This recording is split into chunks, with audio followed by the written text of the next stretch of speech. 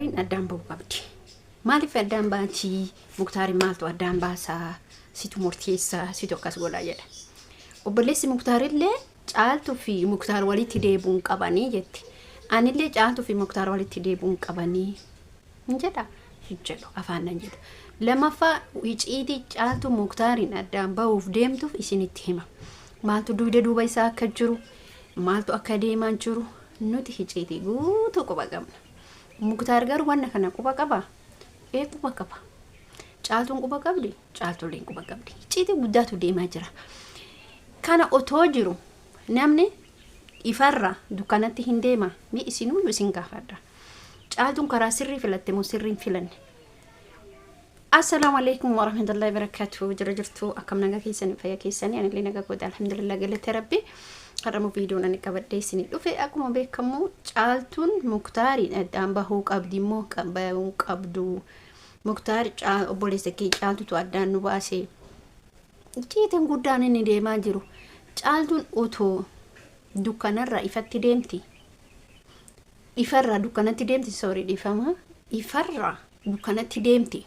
Iciitiin guddaan duuba Muktaar oduu jiru. Muktaar ni beeka, eeyyan ni beeka. Wanna kana caaltuun ni beeyti. Otoo wanni kun hin jiru Muktaar akkamitti caaltuu deeffatuuf dhaabata. Muktaar akkamitti obboleessatti dhaadata. Muktaar akkamitti obboleessa walitti deebise jedha. Isinuu warri koomantii maal jettan? Muktaar caaltuu walitti deebuu qabdi moo deebuu qabdu? Caaltuun Muktaarii walitti deebuu qabdu. Wanni Muktaarii walitti deebuu isii dhoogge otoo jiru, otoo argitu, otoo dukkana argitu akkamitti gurbaa kanatti deebiti. Maal inni hiciitiin kun jechuun keessan hin oolu. Hiciitichi inni guddaani maal isinitti fakkaate? Inni guddaan niitiin isaa ulfa garaa qaba odoo jettu. Niitiin isaa ani Muktaariin hin dhiisu wallahi billahi otoo jettu. Silaara araaramtee siraar olkaatee mana tokko keessa wajjin gal jiraatti Muktaari. Otoo bor dhuftee isiin ulfa kanaan isa qabsiiste caaltuun bor maaltu isii mala? Isinoo mi maal jettan? Ani gaafan taa'ee cororee ilaalu irra galchee gaafa ilaalu ani bakka kiyya bakka caaltuu sambuusee gaafa ilaalu dhiibbaa guddaatu qaba. Akkuma dura isiniin jedhetti jechuudha. Akkuma dura isiniin jedhe dursaa Muktaar intala kanatti dhiyaate uf qulqulleessee safara isiin gahu, safaa isiin gahu, balbala isiin bahu jechuu qaba. Isinii akkadoo. Muktaar intala kana afur baay'uun qabu. Muktaar waa'ee isii dubbatuun qabu. Waa'ee caaltuu dubbatuun qabu. Otoo simraan jirtu, otoo simraan dhaadattu, inshaallah caaltuu ani hin agarta Muktaar sargee godhanna fuudha odoo isiin jettu. Otoo ilmi irraa qaba jettu har'a caaltuun maal argiteetiniin Muktaarii wajji jiraatti. Caaltuu waa lama isii jira jechuudha.